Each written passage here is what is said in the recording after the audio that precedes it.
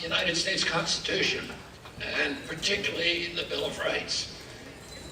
A lot of people don't realize that the Articles of the Constitution don't grant citizens any rights or freedoms whatsoever. That was a real problem to some of the founding fathers, particularly to George Mason. Mason wrote a pamphlet during the Constitutional Convention that opposed the new government, and that pamphlet was so convincing that the other framers of the Constitution felt that it was too much of a hazard and that the Constitution was in danger at that point of not being ratified. And that's when James Madison came to the rescue by drafting the Bill of Rights, the first 10 amendments to the United States Constitution.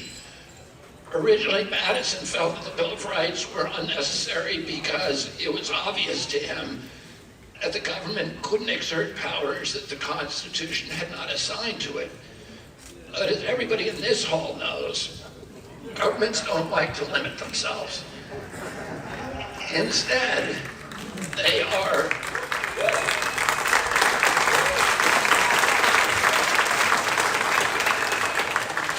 constantly moving to exert and appropriate new powers. The Patriots in 1791 vividly remembered the British tyranny, and they knew that every power that a government takes, it will never voluntarily relinquish. And every power a government takes, it will ultimately abuse to the ultimate extent possible. And that's why the delegates to the Constitutional Convention balked at a constitution that only enumerated government powers but nowhere limited them.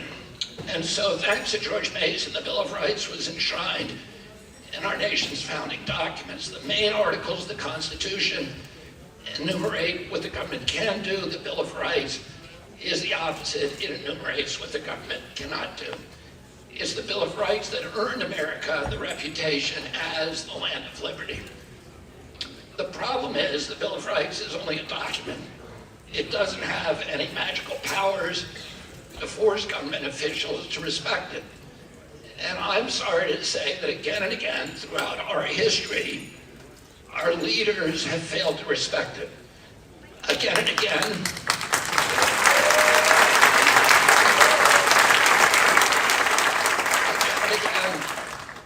they have cited some pretext to suspend and and violate our constitutional rights. There's always a reason why right now the rights are an inconvenience that we can't afford. It was the Red Scare in the 1920s. It was Joe McCarthy in the 1950s.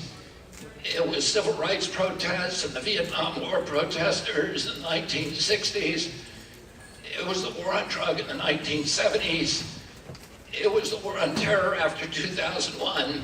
And most recently, it was the COVID pandemic.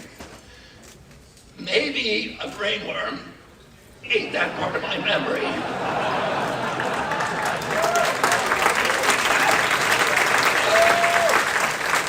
I don't recall any part of the United States Constitution where there's an exemption for pandemics. And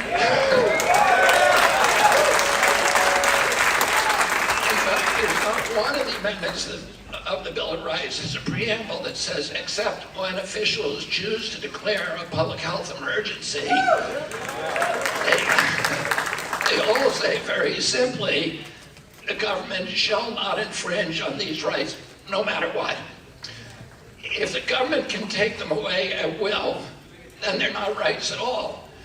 They're really just privileges that are granted or revoked by an authority. Is that the kind of country that you want to live in? No! And every time they suspend rights and then pretend to give them back again, they establish a dangerous precedent. The rights they give back are never quite as strong as the ones that they took away. Oh, obviously, it's not the piece of paper called the Bill of Rights that protects our freedoms. We have to actually believe in it. Our leaders have to believe it with sufficient loyalty to counterbalance the temptations of power. And even more importantly, our citizens have to believe that their rights so loyally that they stand up for them, even when it means taking a personal risk. After all, the Constitution isn't just a legal document. It's also an inspirational document. And that's why, if you treasure your freedom, you better elect leaders who are inspired by it and who will wield it to inspire others. Leaders who believe in freedoms and hold the Bill of Rights in reverence.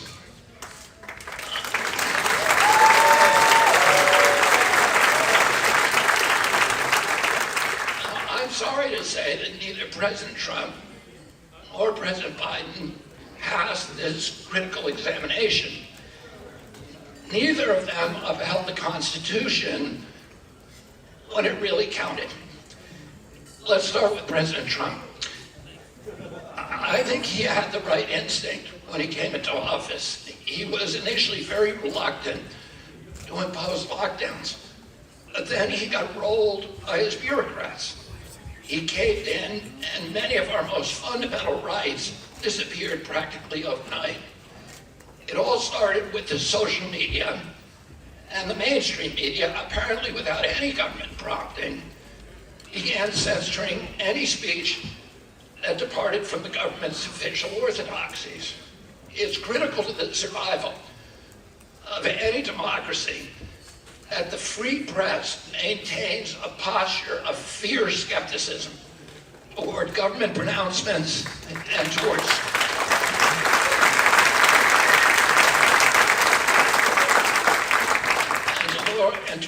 large agglomerations of government and political and economic and corporate power. But suddenly, America's free press was no longer speaking truth to power. Instead, it made itself a vessel for government propaganda. It began suppressing the voices of dissent and silencing and gaslighting the powerless. Oh, Hamilton, Madison, and Adams said that they had put the First Amendment into, or put the right of free expression into the First Amendment because all of the other rights depended on it. A government that has the capacity to silence its critics has license for any kind of atrocity. I grew up reading Aldous Huxley and Robert Heinlein and Arthur Koestler and Franz Kafka and Alexander Solzhenitsyn and George Orwell. And the consistent theme in all of those works was the presumption that censorship of speech was always wrong, that it was always the first step down on the slippery slope toward tyranny and totalitarianism. There is no time when we look back at history and we say that the people who were censoring speech were the good guys. They're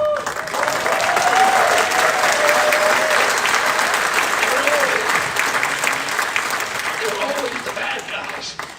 The framers didn't write the First Amendment to protect convenient or desirable speech. They wrote it to protect the kind of speech that nobody wants to hear. They wrote it to protect incendiary speech. They wrote it to protect insults. They wrote it to protect misinformation and disinformation and malinformation and even lies. All of those are protected by the First Amendment. There were no exceptions. The Constitution doesn't have exemptions for wars or resurrections or financial crises or pandemics. The framers wrote the Constitution for hard times. During the American Civil War, the Confederate States were sending up agents provocateurs to the northern cities like Boston and New York and inciting draft riots, and they were destroying northern morale at a critical time during the war. This was a war that almost destroyed our nation. There were for 3 years of that war, nobody had any idea whether the United States of America would exist after the war was over. There was even money on it. There were 659,000 Americans who died during that war. It's the equivalent of 7.2 million today. So Lincoln and the Northern military knew who these agent provocateurs were as soon as they entered the cities. And they began arresting them before they could give these speeches. And the Chief Justice of the Supreme Court, Roger Taney, said you can't do that. That is assault against free speech and habeas corpus. And he said, even if the life of the nation is at stake, even if hundreds of thousands of lives are at stake, you cannot suppress our Constitution. It is above everything. But the moment, so they wrote it for hard times. They didn't write it for easy times. They wrote it, United States Bill of Rights was written for the most difficult times. And no matter how difficult they are indomitable. We're not allowed to suppress them. But the moment the White House officials satisfied themselves that the American people would accept censorship by February, the end of February of 2020, they took hammer and tongs to the rest of the Constitution.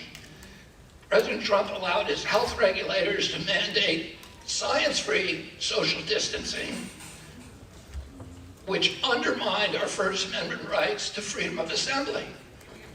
We can no longer peacefully gather.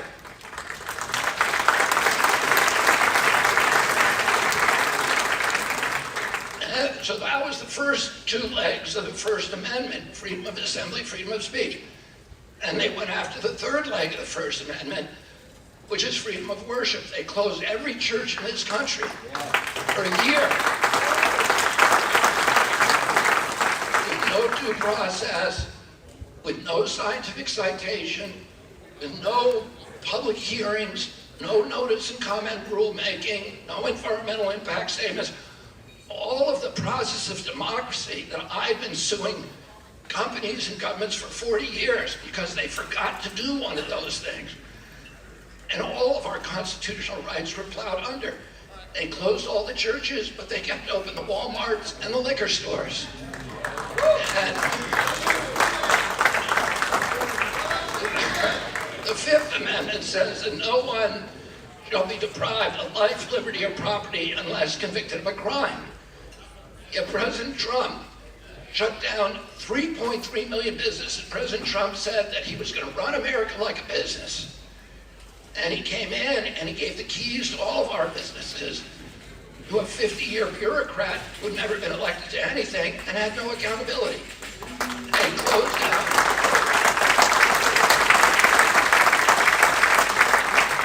He closed down 3.3 million businesses with no due process, no just compensation, in violation of the Fifth Amendment. With the lockdowns, the mask mandates, the travel restrictions, President Trump presided over the greatest restriction on individual liberties this country has ever known.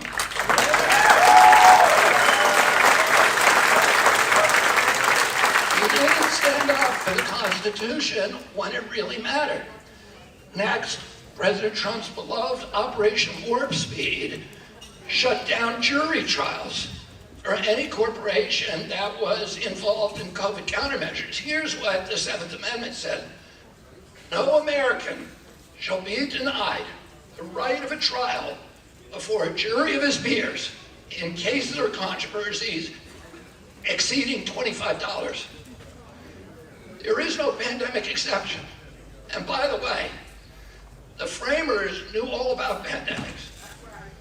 There were two pandemics during the Revolutionary War, one that decimated the armies of Virginia, the other that destroyed for a long time the Army of New England at the very time when Benedict Arnold's army had conquered Montreal. So they had gone into the inner city, taken away from the British, and they owned it, but they had to withdraw because they did not have the troop strength to defend it because of the smallpox epidemic. Otherwise, Canada today would be part of the United States.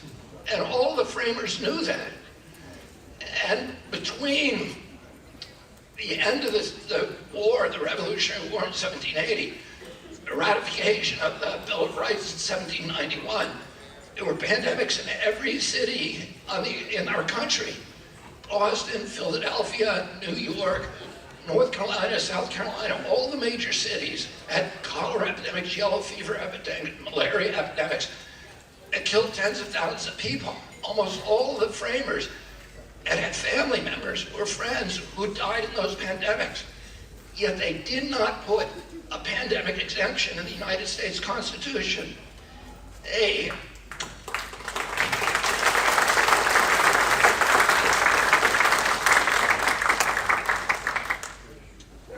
And the waiver of the Seventh Amendment for corporations that were involved in countermeasures meant that no matter how reckless the corporation behaved, no matter how negligent it was, no matter how toxic or unnecessary the ingredients, no matter how shoddy the testing, no matter how grievous your injury, you could not sue that company. They had a ticket to make anything they want without any kind of accountability. The Trump White House also went after the Fourth Amendment prohibitions against warrantless searches and seizures with its intrusive track and trace surveillance systems that obliterated our rights to privacy in this country. The only amendment that did not come under attack during the COVID pandemic was the Second Amendment. And many Americans believe that the reason for that is because we have a Second Amendment.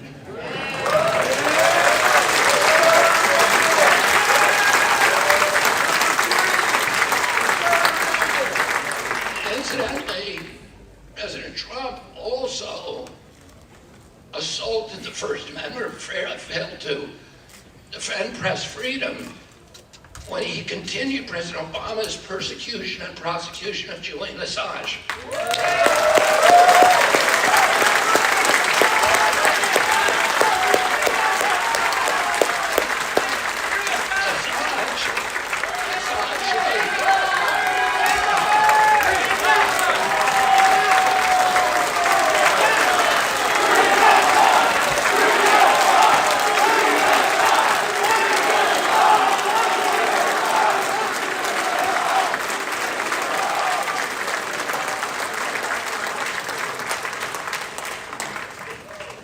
Assange should be celebrated as a hero. You're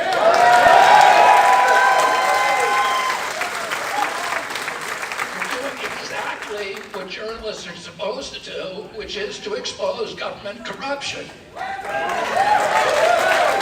We shouldn't be putting him in prison. We should have a monument to him here in Washington, D.C.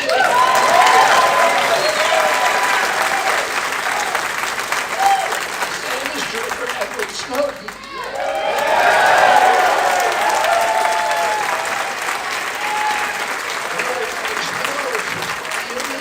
Illegal spying by the NSA.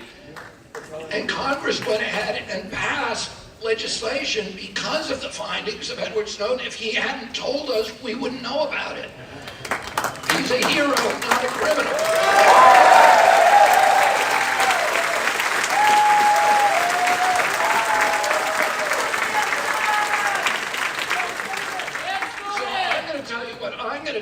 I'm going to do what President Trump should have done. On my first day in office, I'm going to pardon Edward Snowden, and I'm going to drop charges, all charges against Julian Assange.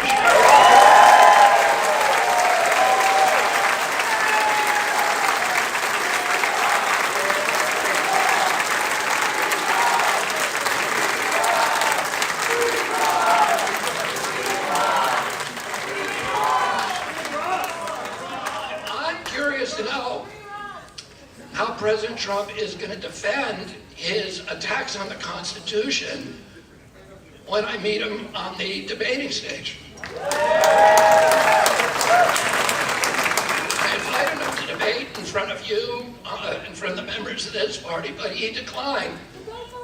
At some point, I hope that he has the courage to stand up there so that we can all talk about these issues and to make sure that these assaults on our Constitution never, ever happen again. We need to have a civics lesson or the American people to make sure this is never repeated.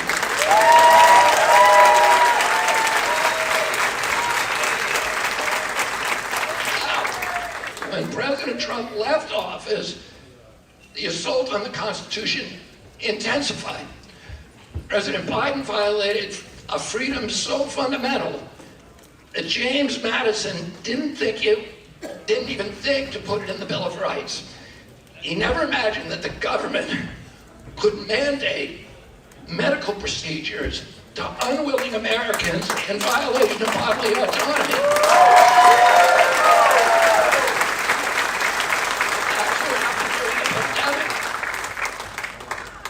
Program of coercion and information chaos and information control that prevented the public from making fully informed choices. But that wasn't the worst of it. He put the power of his office behind the assault of the one freedom upon which all other freedoms rely, the freedom of the press. We now know from the Twitter files, from the discovery in the Murthy versus Biden case, and from my own case, which is now in front of the Supreme Court, Kennedy versus Biden, at 37 hours after he took the oath of office, President Biden was colluding with the FBI to coerce the social media sites, Google, Twitter, Facebook, YouTube, Instagram, to open portals to allow the federal agencies to censor political speech of Americans. The FBI opened this portal to the CIA, to CISA, to NIH, to the IRS, to the CDC, to the DHS, and about a half dozen other agencies in an obscene orgy of federal censorship that was unprecedented in the American experience.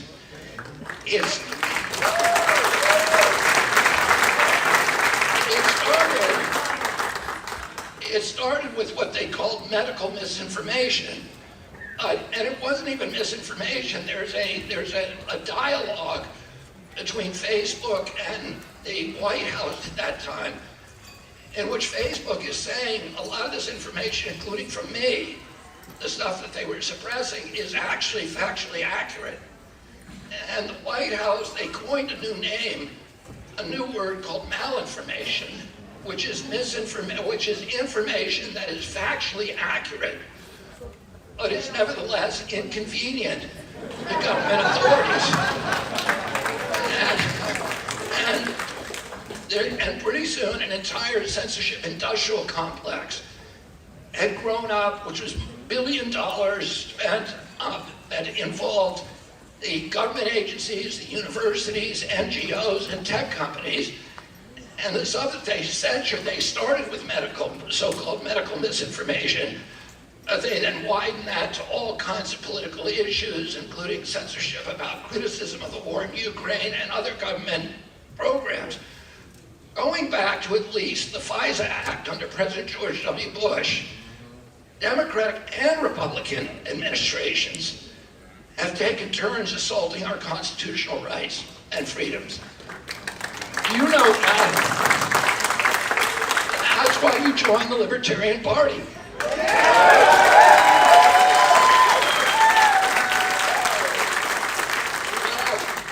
I stand with you in valuing personal liberty. And I promise you that when I'm president, I'm going to protect your right to speak freely. I'm going to protect your right to assemble peacefully. I will protect your freedom to worship. I will protect your right to keep and bear arms.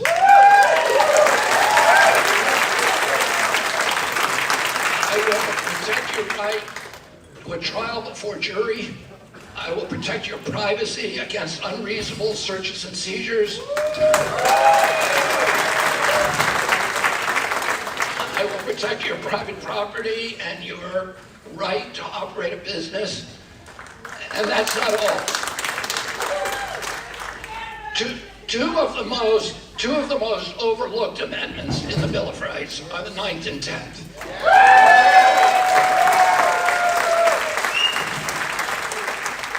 And essentially say that just because we've listed all of those rights by name doesn't mean that those are all the rights that you have. That any power, they say, everything else is a right. Any power that is not explicitly given to the federal government remains with the individual or the states. And I will always protect those rights. As I mentioned before, the Constitution is more than a legal document. It's meant to inspire us. It's a recitation of the most fundamental moral truths that govern human conduct. It reminds us of the central proposition that only under a system which maximizes the personal freedoms that God intended for us when he gave us free will, can we achieve our potential for creativity, for prosperity, for the ultimate elevation of the human spirit.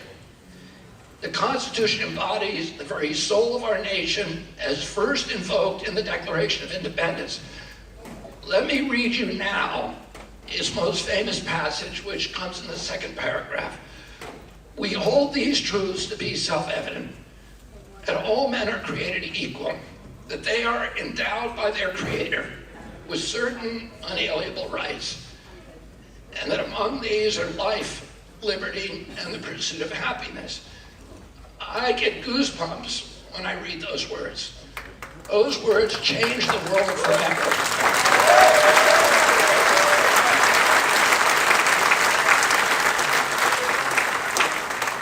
The Bill of Rights endowed them with a legal existence and a legal reality, but we need to take them further.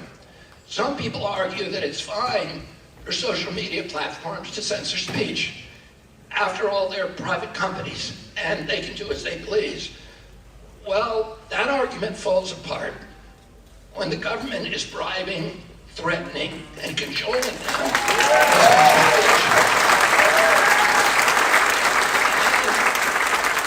to deplatform dissidents. It also falls apart if they have monopolistic control over the public space.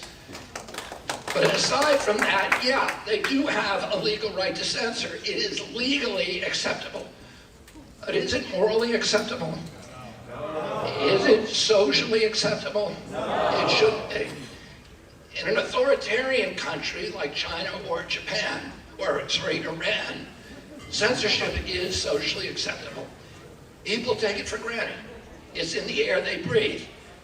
In this country, to the extent that we still cherish the spirit of our founders, the Bill of Rights, the Declaration of Independence, we do not take it for granted. Instead, we greet censorship with outrage. We greet it with indignation. We greet it with contempt. We fiercely reject it. If the day comes when we do not, our descent into tyranny is inevitable.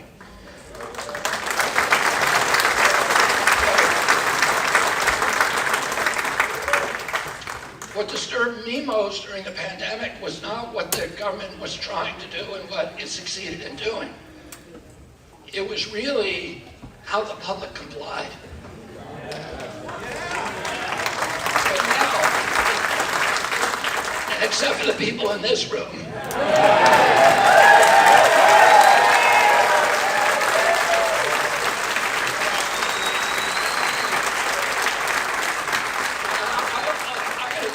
something that when I was researching my book on Dr. Fauci, I did a chapter on these old CIA programs at MK Ultra. MK Ultra, MK Naomi, MK Dietrich, these were the, MK stands for mind control. And they were a series of experiments that the CIA did. It had other programs too, Operation Bluebird, Operation Artichoke. And were all designed to manipulate human behavior, individual behavior through the use of hypnosis, through psychiatric drugs, through sensory deprivation, through noise torture, through information confusion, and the experiments on how to manipulate entire societies in order to impose control from above. They were doing all these weird experiments and creating Manchurian candidates, and it all came out in 1973, between 73 and 77, with the Church Committee and the House Select Committee on Assassination. One of the famous experiments that I, in my book, was able to connect to MK Ultra was the Milgram experiment. The Milgram experiment was, as many of you know, was an experiment that was part of this program. It was conducted by a young associate professor at Yale University who recruited about 70 people from every walk of life, blacks, whites, teachers, students, business people, laborers, and he would put the subjects on a chair in one room, and they had a dial on the table in front of them, and they were told that that dial was applying a shock, an electric shock, to a subject who sat in the other room, who was actually a Confederate of Dr. Milgram. He was an actor, but he pretended to be tied to a chair. And when the electricity went up, he would scream, he would see what level it was and scream appropriately, and struggle and plead and beg and cry. And many of the subjects, when they were told to do it, Dr. Milgram would stand behind them with his white lab uniform on and all of that, or the iconography of authority, of medical authority. He'd stand behind them and he'd say, turn it up, turn it down, turn it higher, turn it down, turn it higher. Many of the subjects were weeping. They were pleading with him, don't make me turn it up more. And when he told them to turn it up, they did so anyway. And 67% of the people, the subjects who he recruited, turned it up to 250 volts where it was marked potentially fatal. So and what Milgram concluded is that most people, 67% of the people, will allow people in authority to overwhelm and subvert their most closely held values. They all knew it was wrong, but they did it because they were told to do it. The good news is that 33% of those people stood up and walked out of the room. And they were,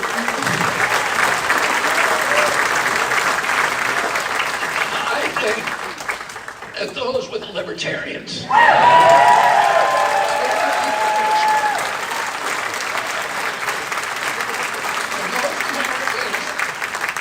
Most Americans accepted the orthodoxy, and we watched this happening with dismay. We watched families separated and fighting with each other. I know you all knew people whose relationships changed because of your skepticism and their feeling of safety when they were subsumed in that orthodoxy. And now things are changing. Tens of millions of Americans are waking up to the fact that they were lied to the fact that they were manipulated, that they were gaslit. Except for a narrow elite that's still promoting it, mainly in the media, Americans have lost all trust in our public institutions. You know, today,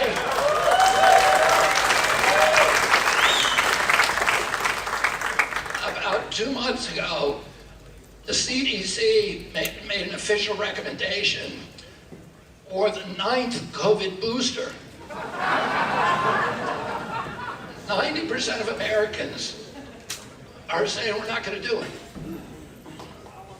Do you want a government that is telling you you can't go to work unless you submit to that? No. Well, that's what they did to us 2 years ago. And now most Americans are losing their faith in those institutions, and with good reason. And I'm going to restore faith in those institutions. I'm not going to do it by telling people you ought to be censored, you ought to believe in it. I'm going to do it by making them tell the truth and giving us good science and changing the corrupt cultures and have put them under the control of corporations. The President of the United States is more than just a legal authority. Occupying the bully pulpit, he sets an example for the nation, for good or for ill. So I want to tell you the kind of example that I'm going to set for America. Yes, I'm going to uphold the Constitution and protect every freedom in the Bill of Rights. I'll also strive to represent the principle that animates those freedoms. And I believe this is the same principle that lies at the heart of the libertarian philosophy. It is the principle of respect. It is the respect for each individual as a full and sovereign being. Think about it. Censorship, for example, is just another form of disrespect. It says, I'm going to decide which kind of information you should and shouldn't hear. I'm going to protect you from dangerous thoughts. I'm going to protect you from subversive information. It's patronizing, right? All of our cherished rights embody respect for the individual. That's why we uphold equality under the law. No one is to be locked up arbitrarily. No one is to be deprived. Happy to talk afterwards. No one is to be deprived of their property. No one's to be subjected to humiliating searches without reasonable suspicion of having committed a crime. No one's to be prevented from worshiping God in the manner that they believe. Why is that? Because I respect your right to explore and define your own relationship with God. And no one is coerced into submitting to unwanted medical procedures. No one is required to participate against their will in scientific experiments. And each person is trusted with the responsibility to bear arms. By default, unless he violates that trust. This is the spiritual principle, prior even to the Constitution. All men are created equal. It originally applied just to property owners, then to just white men, then to all men, and then to women. Today we understand that right to include every human being. My promise to you is that as president, I will uphold the principle of respect for each human being as an equal before God and an equal before the law. That's why my campaign never paints our opponents as monsters. That's why I will never weaponize the justice system, the federal agencies like the IRS, the FBI, or the CIA, or the Secret Service against my political adversaries. Everyone is equal under the law, period. No special favors for the big banks, for the corporations. No more regulations tilted to destroy small businesses. No more extravagant subsidies to mature industries. No more corporate welfare. No more surveillance of private citizens. No more propaganda. No more secrecy, and no more lies. My first day of office after pardoning Snowden and Assange, I'm going to issue an executive order forbidding the National Security Agency or any of the intelligence agencies from propagandizing the American people. I'm going to issue an executive order against any federal employee from collaborating with media or social media to censor Americans. And I'm going to issue an executive order that any federal official who lies to the American people in conjunction with his official duties will immediately be fired.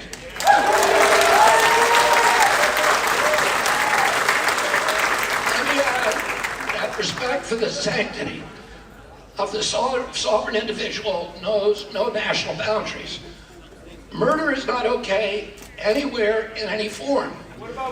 That is why I will end the forever wars. I will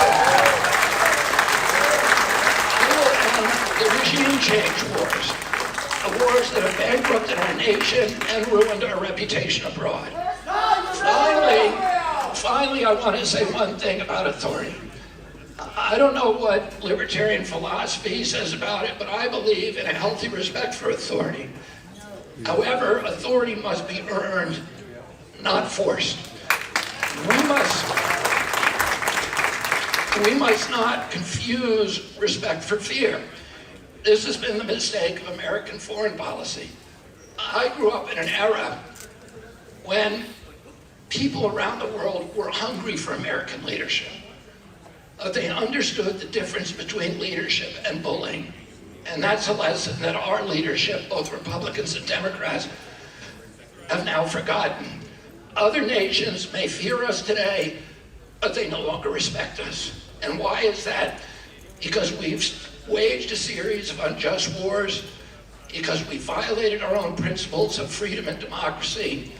We have forfeited our moral authority because we have supported dictators and corrupt regimes and subverted democracy around the globe. And just as we have lost respect globally, we've also lost it at home. We've lost respect for ourselves. American children overwhelmingly say that they are not proud to be Americans. There was a poll that came out in 2013 in which Americans under the age of 35 were asked, are you proud of the United States of America? 85% said yes. The same poll taken 5 months ago, 18% said yes. So somehow, in the administration of the last two presidents, this young generation has completely lost faith in our country, and they've lost hope for their own futures. Now's the time to restore that hope, that admiration, that pride and respect. The only way to do that is to return to the founding spirit of our country, to return to the spirit that animated the Declaration of Independence and the Bill of Rights. If we're faithful to those, we will regain our pride as a nation, we'll regain our prosperity, we'll regain the respect of the world, and we'll regain our self-respect. We gain self-esteem by doing esteemable things, and that means complying with our own Constitution above all. In the summer of 2020, I traveled, this was at the height of the pandemic, I traveled to Berlin to speak to a group of about 1.3 million people from all over Europe in a peaceful demonstration. And an NBC film crew came up to me during that convocation, and they asked me why I wasn't wearing a mask, which nobody was except for the NBC film crew. And they said, wasn't I scared of dying of COVID? And I said to them, there's a lot worse things than dying. And they said to me, like what? And I said, like living like a slave.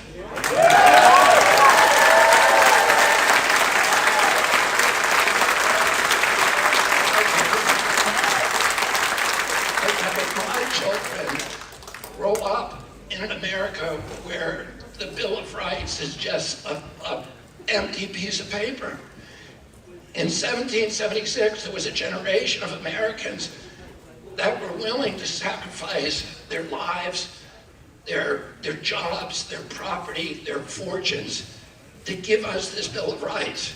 And upwards of 20,000 of them died to give us this gift. And we managed to keep it for 2 centuries. And then in 8 short years, during the administrations of 2 presidents, we gave it all away without putting up a fight. Thomas Jefferson said that the tree of liberty has to be watered with the blood of every generation.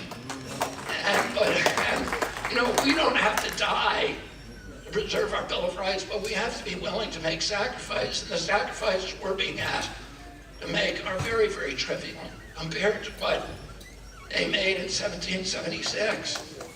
We're being asked to endure the scolding, the disapprobation of the public, the defamations of the press, the antipathy of our government.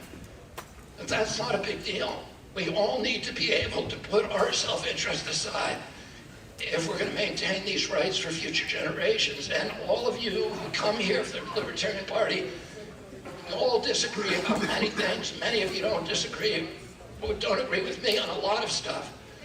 But we all agree on one thing, which is we have to fight with the Bill of Rights. Without the Bill of Rights, we have nothing in this country. And we all need to be united because there are a lot of people out there that don't understand what America is supposed to look like, and the people in this convocation do. Our public officials have forgotten that vision for America, and it's time that we remind them. We can only do that by electing leaders who understand the necessity for personal sacrifices to preserve the Bill of Rights. That's the path to restoring our national greatness. That will be my promise to you as President of the United States. Thank you all very much. God bless you.